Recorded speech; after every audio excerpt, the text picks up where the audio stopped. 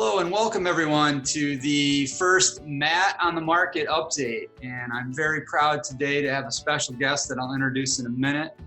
We're venturing into the start of May as we look at the market in real estate in Northwest Indiana. We certainly have a different atmosphere at hand than we did in early March, but we are in a spring market. We are heading toward a summer market, and it's about to get really, really busy here as things ease up with the stay-at-home order. So my special guest today is Tom Faille, and Tom Faille joins us from the Faille team. He's going to tell you a little bit about the company he's with. Tom, you want to tell us who you're with, your experience? Absolutely. The company is Hometown Lenders, a national company, locally here though in Northwest Indiana with a presence, and doing residential lending and just helping people get in homes. That's our main goal and focus. That's great. How many years have you been doing lending, Tom? I know you're one of my go-tos and you have a ton of experience. Tell people a little bit about that. Yeah, sure. So lending, I've been doing it now going on 18 years, almost 18 and a half years of That's lending. Personal transactions, not to toot a horn here, but I've achieved over the hump of 5,000 transactions in my career personally that I've been involved in, or as I call helping families and getting into homes, whether it's purchasing a home, investors investing in homes, or second homes. So a lot of experience, a lot of knowledge when it comes to structuring and helping people finance their homes. So try to use that to the best of my abilities to help everybody. That's great. That's great. And again, I'm Matt Evans. I'm the broker owner of Remax Lifestyles in Valparaiso, Indiana. I have about 14 years experience in real estate, and we're very happy again to have Tom on the line with us, Tom with his experience. We all are facing a new environment, and us as realtors every day are coming across new things. So it seemed like everything was updating almost hour by hour a couple weeks ago, and I know you were watching things too, Tom, but we were watching paperwork change within the state. We now have COVID addendums for both the listing and the showings that would take place. So the buyer and the seller are both signing what we call COVID addendums now. We also, for the lending side of things, because we don't know what will happen, have a COVID addendum that we can use if closing is going to be delayed. So with those things in mind, it's a new environment. We're trying to make adjustments as we go. And also we're very, very concerned about safety in the house during showings if it's an occupied home. So we're taking special care there. But to move on, homes are selling and we're doing different things as well to make them sell. We're doing more virtual tours online. As you can see, we're having more Zoom meetings. And I think that it's really important that these Zoom meetings take place because it allows us to connect with each other and talk about the good things and the challenges ahead. So, Tom, what are you seeing differently as a result of the COVID environment? And what are you seeing in terms of buyer qualifications, credit scores, jobs, and the rates that have taken place in this market, which I know were volatile for a while? Sure. So, like you touched on, Matt, it's an industry that is changing every day. I haven't seen any pullback in purchasing homes. You know, there's a lot of people out there still buying, a lot of people still selling. So that's encouraging through this whole time. It's actually kind of picked up even more. So I think more people are looking to invest in homes right now. So that's a good thing. What we do see on the lending side though, is there is some tightening, you know, and some tightening is caused by, you know, people not working, losing, you know, employment. So some agencies out there have changed the guidelines a little bit to make them a little tighter, and it's not hurting people as much as it did back in the last few years back, you know, over about a decade ago. But we are still lending. People have that ability to be first-time home buyers, which is really nice.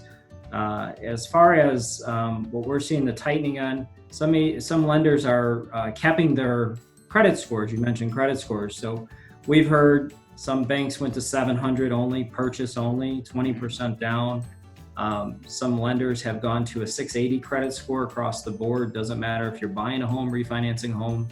And then 640 seems to be the new norm for a lot when it comes to the government loans, which is the VA loans, the USDA loans, and FHA loans. So Tom, that seems like that might have eased about 40 points in the last few weeks. Then they had ramped it up and then they decreased it a little bit in terms of credit score. Well, some have and some haven't made that adjustment. Okay. 640 seems to still be That's the moving great. line for us.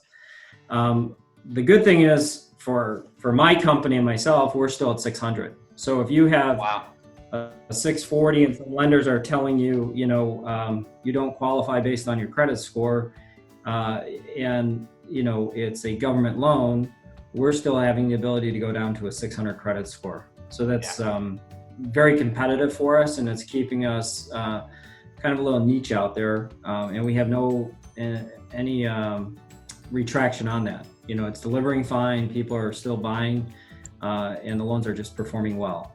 So the company is not putting a stance at 640. So that's a good thing for us. If you're doing a conventional finance loan, 620 is the benchmark that you have to meet. Again, some lenders went to 640 on that to up to 680. So we're still at the guidelines that it's always been, as 620. So that's a good thing. You said there's some changes in job qualifications and things like that as well? Yeah, so that would be the next thing. It's important to understand employment and verification that has to happen. So at the time of application, we gather all your paperwork, your documentation, and then we verify your employment information. And that's in the very early stages of a transaction. And before COVID, within about a week to the closing date, any one of those days up to the closing date, we would have our processor re-verify that you're still employed at the company you're working for, because that is the income that we're basing the approval on. Now, as of COVID, they are doing the re-verification of employment before you can sign the executed docs at the closing. So that's a lot different than what it's been before. So that means the day of closing, when you're sitting at the title company to sign, before title can actually let you start signing, we are going to give them the blessing to go ahead because we re-verified your employment. So that's a lot different. So it is very important to maintain your employment through the closing, and also work with us to tell us, the harder part is everybody's working from home and remotely, is getting in touch with the right people in HR to do all these verifications so we can make that process pretty seamless. Yeah, I was just going to say, it sounds like that HR department is more critical than ever now, that they're actually, communicating well, and that the employee is communicating well with them, that timeliness is going to be really critical. And I know some of the larger companies around Northwest Indiana, that can be a challenge sometimes. It is, and sometimes it's 10, 15 phone calls. It's pretty challenging, trying to get some people. And so we just ask for more of a customer involvement, to help us, because that's your company, that's who you work for.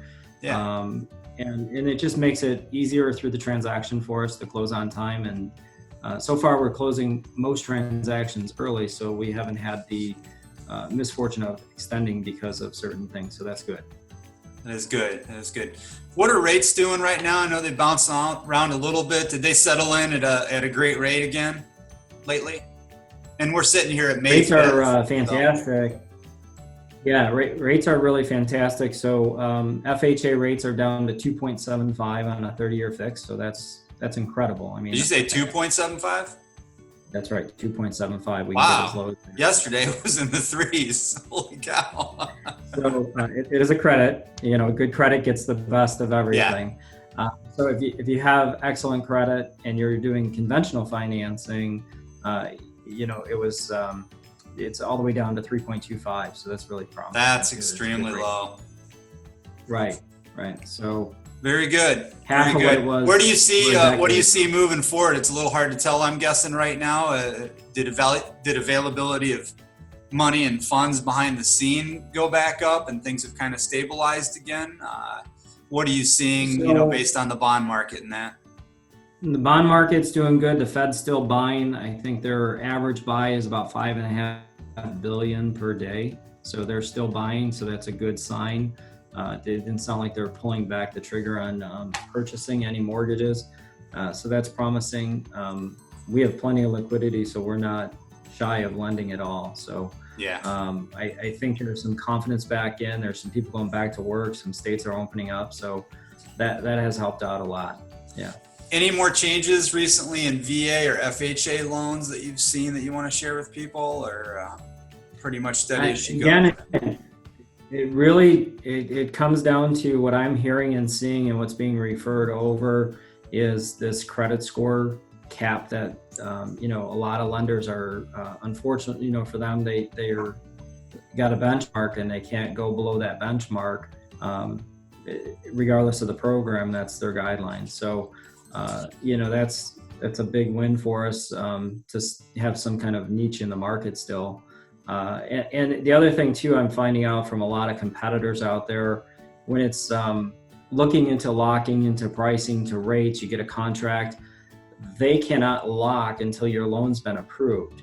And that means for most, that's got to get all your documentation. You have to get all your contract information, get the disclosures, get everything signed, get it submitted, and then have the underwriting approval, and then they can lock in your rate.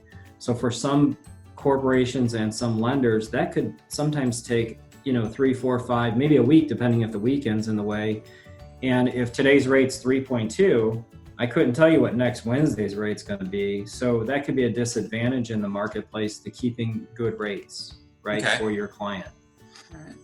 So we have the ability to lock at contract. Okay, that sounds good. Mm-hmm. Sounds good. Mm-hmm.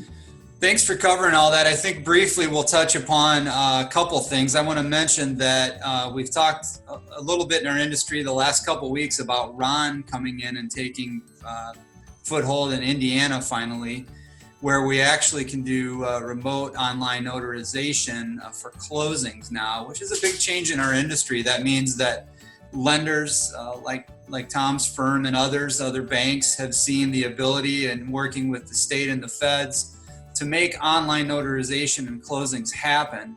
One of the unique things with Ron is that the closer and the client can actually both be on a line like this, be getting recorded, and go through the signing process online.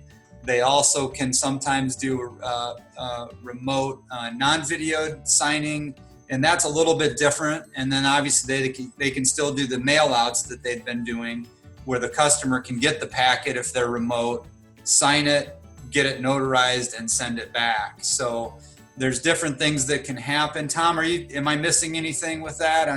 No, I think you hit all the points. I know we're in early stages of a lot of that, but I think that's going to become our new norm.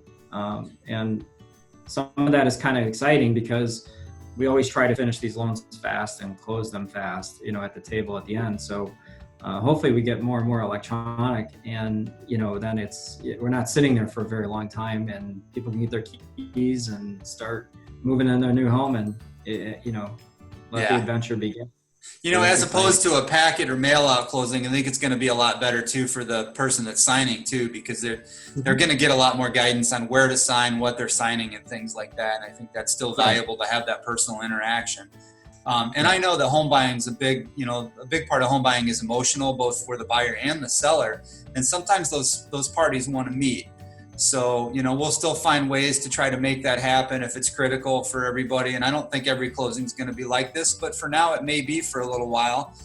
We've been doing drive-up closings. I'm sure you may have tried to attend one of those, but I know that it's really limited right now. Closings are limited to essential signing personnel by the title companies, and that's for everybody's safety. So there's been some good adjustments made by title companies, lenders like yourself and others, to really make closings still happen in this environment.